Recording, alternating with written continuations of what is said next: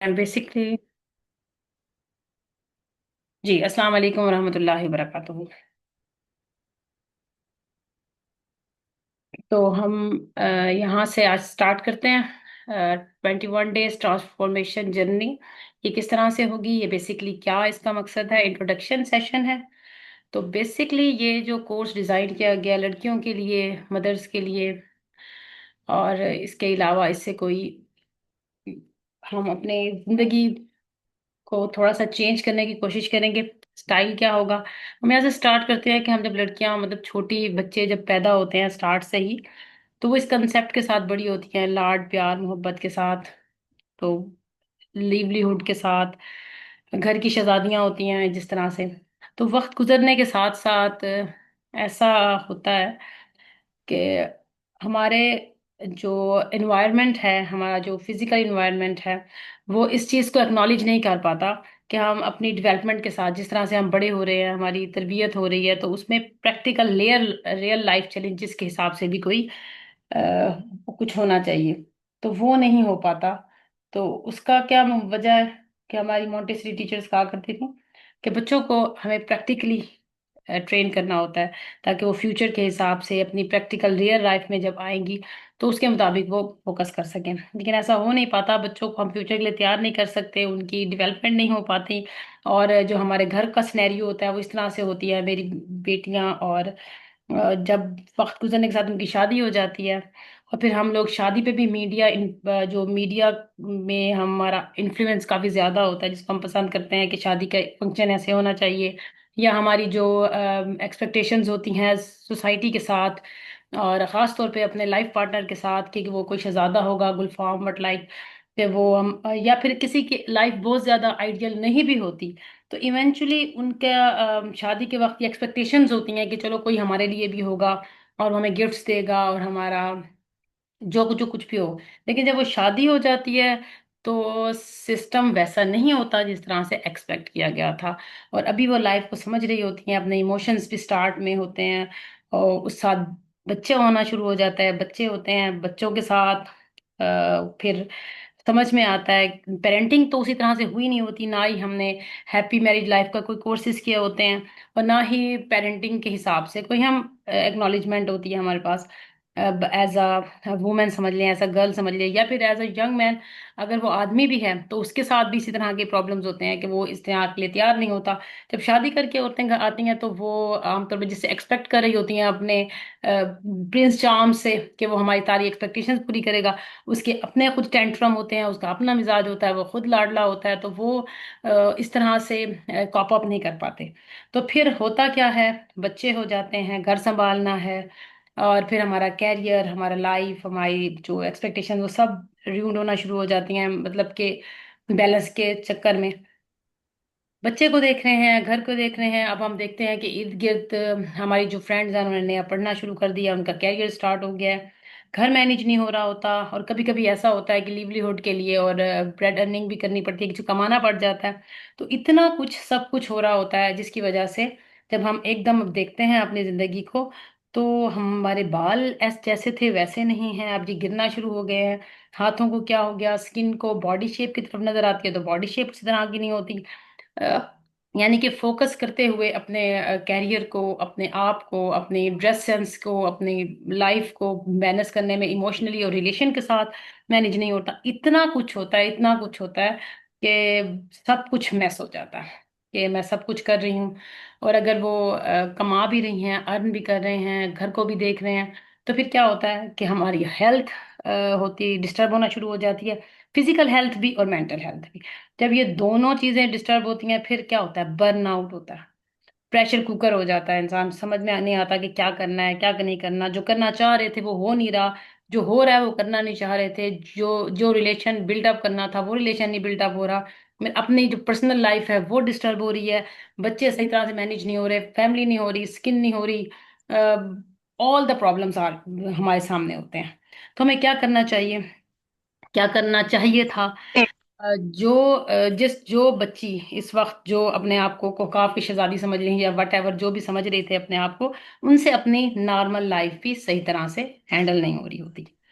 तो इसके क्या होता है, आमतौर पर हमने देखा है हमारी जो आंटीज, वट एवर, जो हमारी आंटीज हैं, या फिर हमारी जो फूफो खाला, सब चीजें, तो वो उनको हमने देखा है वो अपना एक पैटर्न में अपना लाइफ गुजारना शुरू कर देती हैं, तो फिर वो कोई खास नहीं कर पाती इसमें। तो हमारे लिए क्या होता है, आप लोग अगर अपने आप को म्यूट रखेंगे ना, तो मेरे लिए इजी होगा आपके साथ करना। ठीक है शिजा, आप भी बेटा म्यूट कर लें अपने आप को। तो इस वक्त अपने आप को मार मार के अपनी जिंदगी को ऐसे गुजारते हैं, और उस तरह से काबिल नहीं बन पाते, हमारी एक्सपेक्टेशंस नहीं पूरी हो रही होती, सेम पैटर्न पे लाइफ आ जाती है, और पूरी जिंदगी जिनके लिए अपने आप को मार मार के गुजारा होता है, जब वो बड़े होते हैं, बच्चों की जिंदगियां, वो अपनी बीवियों को लेते हैं, अपनी जिंदगियां शुरू कर लेते हैं, फिर हमें अंदाजा होता है कि हमने अपना साथ क्या किया। तो वो एक्सपेक्ट, तो अब अपना बर्नआउट, आमतौर पर क्या होता है, बर्नआउट हो जाता है, ड्रीम कोलैप्स हो जाते हैं, ड्रीम लाइफ डिस्टर्ब हो जाती है। तो कहीं ना कहीं ऐसा हमारे साथ भी हो रहा होता है, आपके साथ, मेरे साथ। क्या आपके साथ भी इस तरह के मामलात होते हैं, हो रहे हैं? तो इसी इसी चीज को हैंडल करने के लिए, इस चीज को बोलने के लिए हमने ये स्टार्ट किया। अच्छा, सबसे जो अहम चीज है, हमारा रिलेशन जो अल्लाह ताला के साथ होता है, रूहानी स्पिरिचुअल रिलेशन, वो डिस्टर्ब होना शुरू हो जाता है। हमारा कैरियर, हमारी पेरेंटिंग, फिर हमारे अंदर जो अगर कुकिंग सेंस हो गई, स्किन केयर हो गई, एजुकेशन, रिलेशन, ऑल द चीज, सब चीजें, सो मैनी थिंग्स, जो हमारी प्रोडक्टिविटी है वो मुतासिर हो चुकी होती है। अब हमें अपनी जिंदगी को गुजारना कैसे, देखना कैसे, इनर क्लिनजिंग कैसे होती है, यहाँ पर हम देखेंगे कि हमारी मेथडोलॉजी क्या होगी। ये कोर्स किस लिए हम करना चाह रहे हैं, जो कि 21 डेज का सिर्फ होगा। तो उसमें एक हदीस को आप सामने रखिएगा कि तबाह हो गया वो शख्स जिसका आज उसके कल से बेहतर ना हुआ। तो जिसका आज तो इतना अपने आप को इम्प्रूव करना शुरू करना है, इतना थोड़ा थोड़ा इम्प्रूव करना है कि आपके रूटीन डिस्टर्ब भी ना हो, और आपका डेली बेसिस, अगला दिन आपका आज से बेहतर होगा। तो हर रोज एक स्टेप, इसका मेथड क्या होगा, वो इस तरह से होगा कि जो हम इस टाइम पे जिंदगी गुजार रहे हैं, जो लाइफ हम इस टाइम पे गुजार रहे हैं, अगर हम इसको सेम प्रैक्टिस करते चले जाएंगे, सेम लाइफ को ऐसे ही प्रैक्टिस करते जाएंगे, तो सेम रिजल्ट आएंगे। और अगर हमने अपनी आप जिंदगी को थोड़ा सा बेटर करना है, तो उसके लिए बेटर रिजल्ट्स के लिए थोड़ा सा रूटीन को, प्रैक्टिस को बेटर करना पड़ेगा। ठीक है, गॉट माय पॉइंट? तो पहला स्टेप होता है हमारे लिए, जो हम करना चाहते हैं अपने डेवलपमेंट में, ये सब चीज़ें जो हम मैनेज करेंगे, किस तरह से करेंगे, ये मेथड मैं आपके साथ शेयर कर लेती हूँ। हाँ जी। तो व्हाट इज सेल्फ इम्प्रूवमेंट, कि हम अपने आप को इम्प्रूव किस तरह से करेंगे, अपने मुख्तलिफ रिसोर्सेज, हमारे जो प्रोफेशनल गोल्स हैं, जो हमारे ज़िंदगी के, हमारा टाइम है, मैनेजिंग एनर्जी है, उसको हम मैनेज करने के लिए। तो ये जो फर्स्ट स्टेप है इसका, कि हमें पॉज करना है। पॉज क्या होता है, एक step back, one step back. अगर हम अपने आप को बेहतर करना चाहते हैं, तो बहुत सारे कंपोनेंट्स तो हमारी जिंदगी में आते हैं, उसमें इतना मेस क्रिएट हो गया, सब कुछ वहीं रोक दें, स्टॉप कर दें। और जब हम अपने आप को स्टॉप करते हैं, रोकते हैं, तो वो आपकी जिंदगी का पहला अचीवमेंट होता है, एक कदम अपने पीछे हट जाते हैं। तो इससे क्या हुआ, पॉज करने के बाद हमने रिफ्लेक्ट करना है। नेक्स्ट स्टेप हमारा रिफ्लेक्ट का होता है। रिफ्लेक्ट में किस तरह से रिफ्लेक्ट करेंगे, कि अगर मेरी स्किन मुतासिर हो चुकी है, तो जाहिर है मैंने स्किन केयर नहीं की। अगर मेरे बाल मुतासिर हो गए हैं, या टूट रहे हैं, या उस तरह से नहीं है, या ड्रेसिंग सेंस वैसी नहीं है, या हमारे रिलेशंस में कोई प्रॉब्लम आ रहे हैं, तो जाहिर है कि हम उसके ऊपर काफ़ी साल, 2 साल से काम नहीं कर रहे। तो ये रिफ्लेक्शन, रिव्यू करना है अपनी अपनी मिस्टेक्स का। तो अपनी मिस्टेक का जब हम रिव्यू करते हैं, रिफ्लेक्ट करते हैं, हमारी अगर एड़ियाँ फटी हुई हैं, हमारे बाल सही नहीं हैं, हमारे बच्चे के साथ रिलेशन सही नहीं आ रहे, तो ये सब चीज़ें हम रिफ्लेक्ट कर लेते हैं। तो ये सेकंड स्टेप है, पॉज करने के बाद। फिर जो सबसे इम्पोर्टेंट चीज़ यहाँ पर आती है ना, और जो हमारा मसला है, मेरा मसला है, तो वो इस तरह से होता है कि हम आम तौर पर, हमारा दिमाग और हम एक्सेप्ट कर लेते हैं कि दूसरों की गलती हम डाल देते हैं दूसरों पे। अगर हमारा घर ऐसा ना होता, अगर हमारा जॉइंट सिस्टम ना होता, या फिर हम कहते हैं कि अगर हमारा न्यूक्लियर सिस्टम ना होता तो कोई मेरे साथ हेल्प करने वाला होता। इस तरह से हम बहुत सारी चीज़ों पे, अगर हमारे माँ बाप ना होते, हमारा शहर ऐसा ना होता, अगर मेरी स्टडी ऐसी ना होती, या वट एवर, बहुत सारे ऐसी प्रॉब्लम्स जो हम देख रहे होते हैं दूसरों के अंदर। तो वो हमने अपने अंदर मतलब देख उन चीज़ों को स्टेप बैक लेके जाना है, क्योंकि हमारा दिमाग को जो सबसे ज़्यादा डोपामिन मिलता है जिस चीज़ से, वो इस चीज़ से मिलता है कि हम दूसरों के लिए क्रिटिक बने हुए होते हैं। हमारा माहौल काबिल नहीं है, हमारी स्टडीज उस काबिल नहीं है, या मेरा स्टाइल ऐसा नहीं है, या मैं खुद ऐसी नहीं हूँ। ये सब चीज़ें हमें पीछे लेके जाती हैं। सबसे पसंदीदा चीज़ क्या होता है? दूसरों को कसूरवार ठहराना। जो आप ठहरा रहे होते हैं, तो गलती पॉइंट आउट करना सबसे ज़्यादा ज़रूरी होता है। तो हम अपने लिए फिर जो थर्ड स्टेप होगा, हम अपने लिए क्रिटिक बन जाएंगे। क्रिटिक तनकीद करना, जो आईना हमने, या फिर जो हमने मैग्नीफाइंग ग्लास दूसरों के लिए लगाया हुआ है, या फिर अपने माहौल के लिए लगाया हुआ है कि ये यहाँ पर गलत है, ये यहाँ पर गलती है, ये हमने अपने अंदर लगाना है। जब हम अपने आप को देखना शुरू करते हैं कि मेरे अंदर ये मसला है, गलती पॉइंट आउट करना, फिर भी हम क्या करते हैं उसको, अपने आप से हम उसी तरह से मोहब्बत कर रहे होते हैं।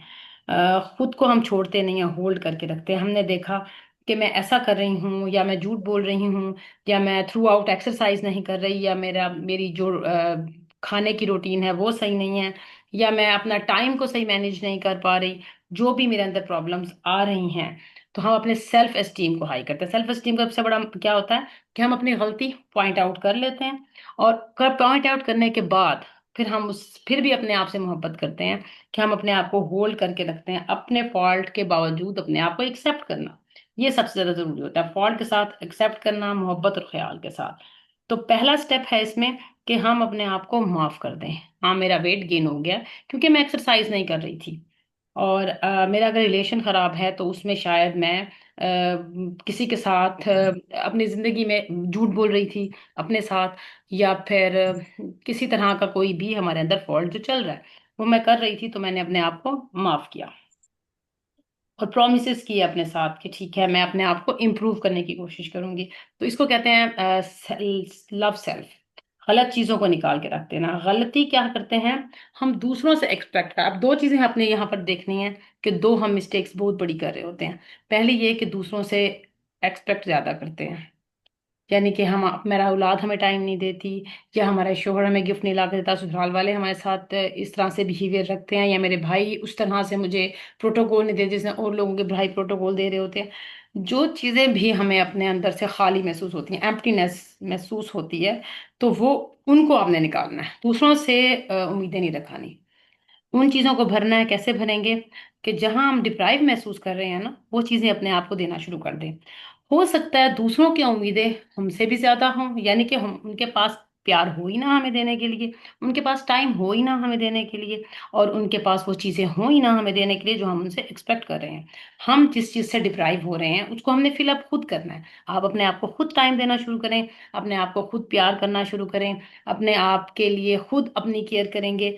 फिर हम खुद देखेंगे कि हमने कोई गिफ्ट चाहिए तो हम अपने आप को गिफ्ट दें। जो बकेट भरा हुआ होता है ना, उससे दूसरों को फायदा होता है। खाली बकेट से तो किसी को पानी नहीं मिलना। तो अपने बकेट को खुद भरे। भरा हुआ बर्तन हमेशा देता है। जो आपको चाहिए वो आप देना शुरू कर दें अपने आप को खुद। तो अपना बर्तन जब हम खुद भरेंगे और किसी से उम्मीद नहीं रखनी होती, तो ऐसे में क्या होता है, फिर अल्लाह ताला भी हमसे राजी होना शुरू हो जाता है। Feel your emptiness. तो ऊपर वाला हाथ हमेशा नीचे वाले हाथ से बेहतर होता है। ये सिर्फ हदीस नहीं है, इसको आप देखें तो जब हम देने वाले बनते हैं तो फिर आपको कॉल्स आ रही होती हैं, फिर आपसे लोग कहते हैं कि देखिए हमने आपसे ये कुछ सीख लिया, हमें आपसे ये फायदा हुआ, ये फायदा हुआ। तो ये चीजें आपके लिए काफी ज्यादा आपके लिए फायदामंद होती हैं। दूसरी क्या हम गलती कर रहे होते हैं, नंबर टू, वो ये होता है कि हम परफेक्शनिज्म के पीछे पड़ जाते हैं कि परफेक्शनिस्ट होनी चाहिए। आप सबसे अच्छे परफॉर्मर बन भी जाएं, सबसे बड़ा आपके पास बिजनेस हो, लेकिन आपसे बेहतर कोई जरूर होगा। ये कायनात इतनी बड़ी है, इतनी खूबसूरत है, इतनी आला चीजें इसके अंदर हैं कि आप सबसे अच्छे टीचर भी बन जाए तो आपसे अच्छा कोई ना कोई और होगा। तो पर परफेक्शन के पीछे ना जाएं, खुद को एक्सप्लोर करना शुरू करें। अपने एक्सप्लोर पे काम करना है कि फिर आपको अंदाजा हो जाएगा कि मैं तो बहुत अच्छे तरीके से पेंट कर सकती थी, मैं तो डेकोरेट बहुत अच्छे तरीके से कर सकती हूँ, या फिर मैं स्टिच बेहतरीन तरीके से ड्रेस को स्टिच कर सकती हूँ या डिजाइन कर सकती हूँ, या मैं कुकिंग काफी अच्छी कर सकती हूँ, या मैं कॉलम अच्छे लिख सकती हूँ, स्टोरी राइटर मैं बड़ी अच्छी हूँ, या फिर मेरे पास इतनी कैपेबिलिटी है कि मैं अच्छे सॉफ्टवेयर डिजाइन कर सकती हूँ, मतलब घर में ही। तो ये एक्सप्लोरेशन जो बहुत जरूरी है। खुद के साथ जब हम टाइम गुजारेंगे तो हमें अपना एहसास होगा। हमारा मसला क्या होता है कि हम अपने साथ टाइम ही स्पेंड नहीं कर रहे होते। आप ऐसे समझ लें कि इस वक्त जहां हम एक दूसरे के साथ बैठे हुए हैं, कोई भी नाम लें, वट एवर, आयशा हैं, या फिर या फिर बेनजीर हैं यहाँ पे, शिजा हैं, अब हम लोग एक दूसरे को साथ टाइम नहीं गुजारा, तो हम ये नहीं समझ सकते कि हमारे साथ, यानी कि आप मेरे बारे में समझें, तो मैं आपको पहले टीच नहीं कर चुकी शायद, तो हो सकता है कर भी चुकी हूँ, तो जो मेरे स्टूडेंट्स होंगे वो मेरे बारे में बताएंगे कि यस, हमने इसका टाइम गुजारा है, ये ऐसे हैं। ठीक है, और अगर आपने टाइम नहीं गुजारा होगा तो आप कहेंगे हो सकता है ये अच्छी हो या ना हो, लेकिन मैंने टाइम नहीं गुजारा। तो यही,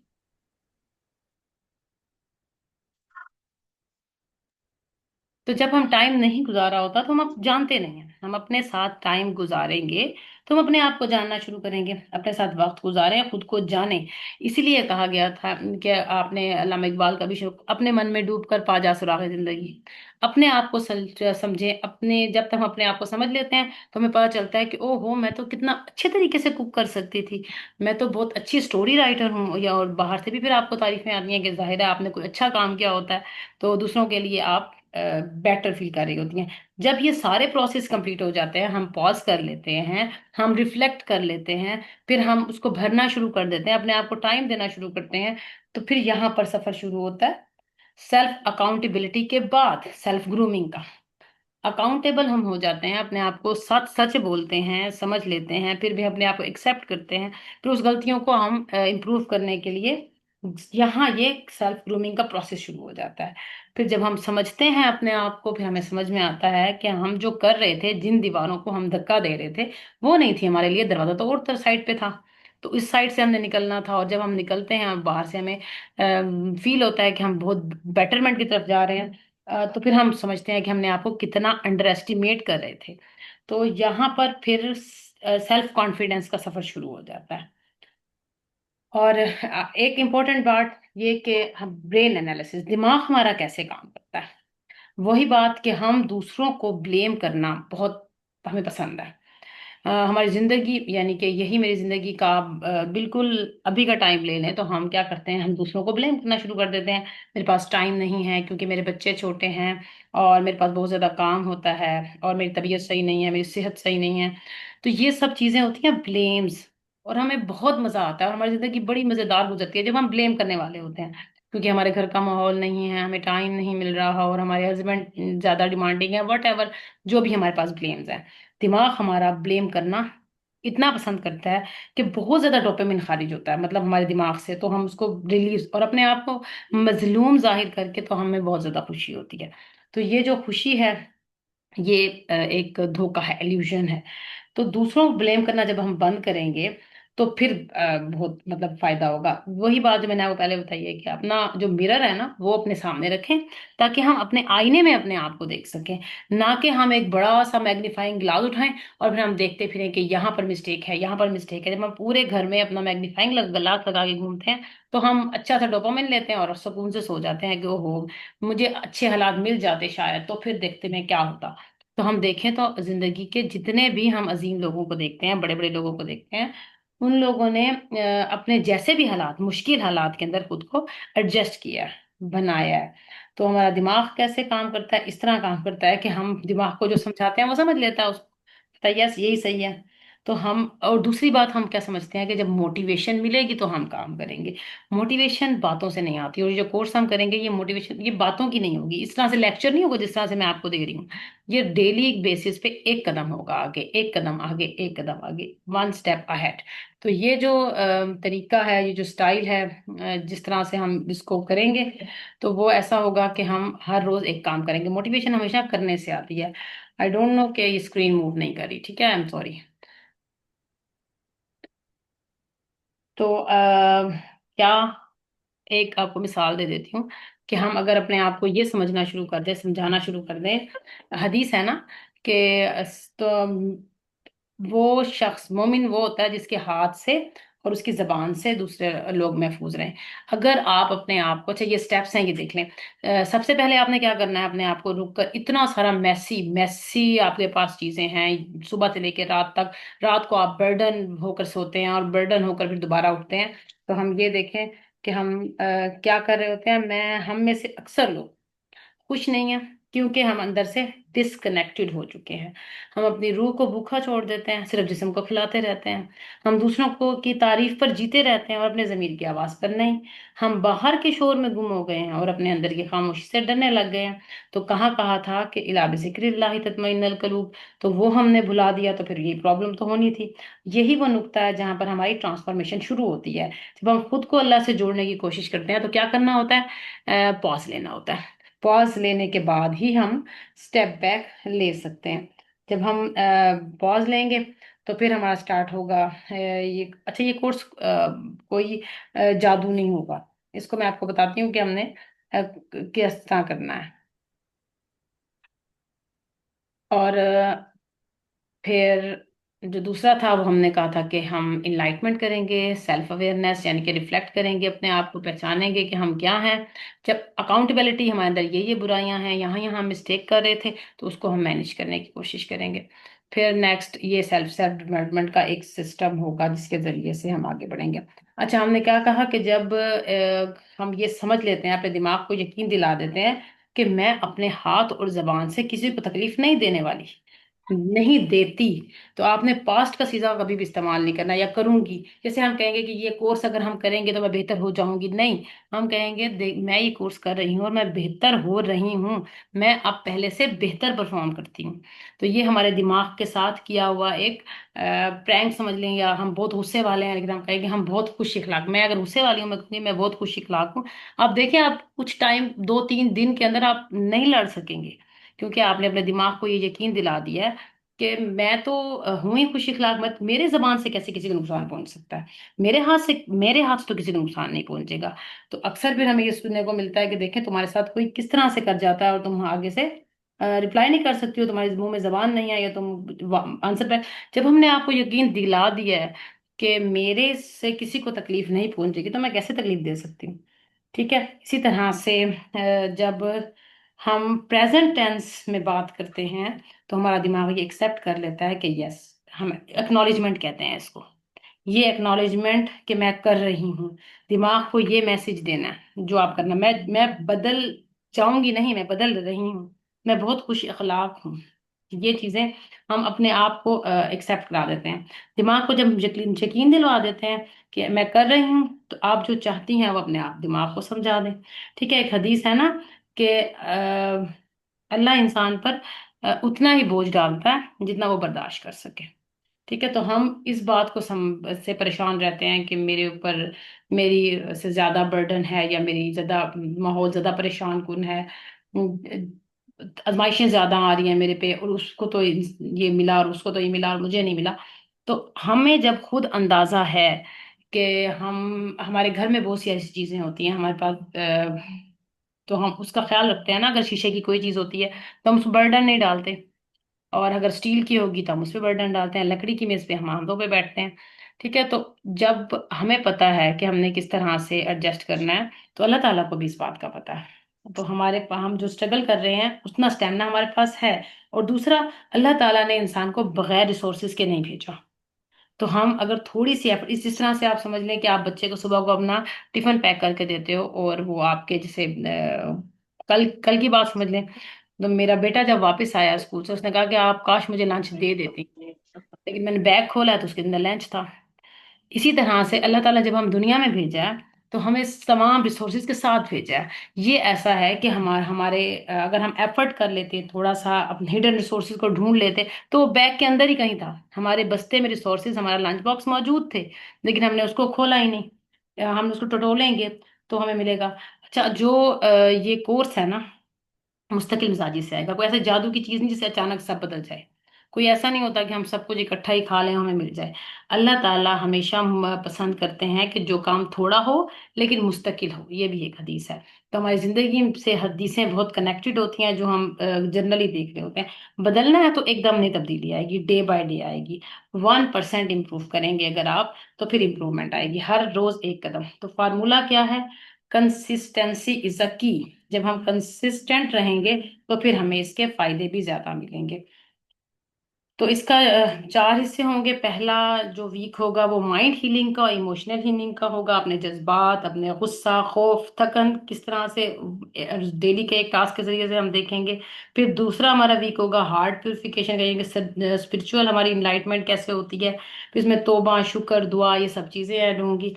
और जो लास्ट वीक होगा उसमें बिल्डिंग आएगी, खुद से मोहब्बत, खुद एतमादी, अपनी जिंदगी। अच्छी 3 हमारी चीजें हमें मिलेंगी इस पर। सेटिस्फेक्शन, पर्पस ऑफ लाइफ और रिलैक्सेशन। ये चीजें हमें अचीव हो जाएंगी। लेकिन आपको पता है ट्रांसफॉर्मेशन के लिए टाइम ज्यादा दरकार होता है, कम से कम 100 डेज तो चाहिए होते हैं जिससे हमारा इम्प्रूव हो सके।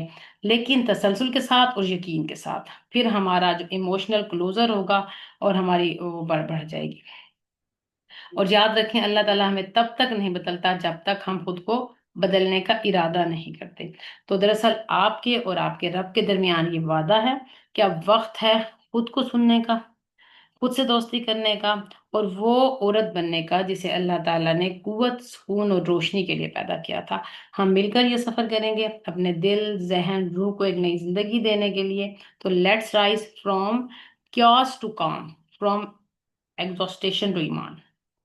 एक तब्दीलियां क्या आएंगी, अंदर का सुकून आएगा और खुद एतमादी आएगी और मकसद जिंदगी आएगी।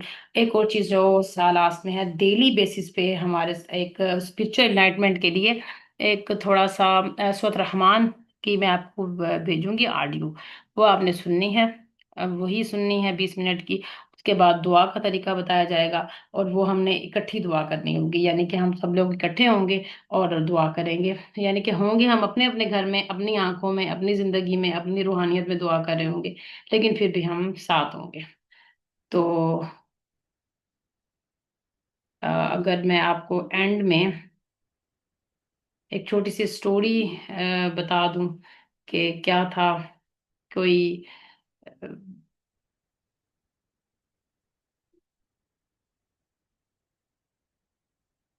अच्छा, उम्मीद है कि आपको ये बातें सारी समझ आ गई होंगी। अगर आपके पास कोई क्वेश्चन हो तो अब आप ग्रुप में भी पूछ सकते हैं। तो एक छोटी सी बात के साथ करूंगी, स्टोरी की तरह से अगर आप उसको समझें कि कभी एक औरत थी, हर चीज इसके पास थी, घर, बच्चे, शोहर, इज्जत, मगर दिल में एक खला था। रातों को जाग कर रोती थी, सोचती थी कि मैं सबके लिए सब कुछ करती हूँ, मगर मेरे अंदर क्यों खामोशी है। एक दिन वो कुरान सुन रही थी और सूरत रहमान की आयत पर रुक गई, फबीअय्यि आलाइ रब्बिकुमा तुकज़्ज़िबान। तो फिर तुम अपनी रब की कौन कौन सी नेमतों को झुठलाओगे। इसके दिल में जैसे कुछ टूट गया। इसने सोचा, मैं रोज शिकायत करती हूँ मगर शुक्र नहीं करती, मैं रब से मांगती तो हूँ मगर यकीन नहीं रखती कि वो सुन रहा है। इसीलिए मैं इसने फैसला किया कि मैं आप खुद को दोबारा पैदा करूंगी, अपने रब को पहचान से, इसके कलाम से। इस रोज रात सूरत रहमान सुनना शुरू कर दी। हर रात के आखिर में दुआ करती, या रहमान मैं अंदर टूट गया इसे छोड़ दे। फिर वो दिन सिर्फ रोई। 5वें दिन दिल में नरमी आई, 11वें दिन चेहरे पर सुकून आया और 21वें दिन वो मुस्कुराई, बगैर किसी वजह के, सिर्फ यकीन से। तो रसूल सल्लल्लाहु अलैहि वसल्लम ने फरमाया, कुरान पढ़ा करो क्योंकि ये क़यामत के दिन अपने पढ़ने वालों के लिए सिफारिश करेगा। और दूसरी हदीस क्या है कि दिलों का जंग कुरान के जरिए से उतरता है।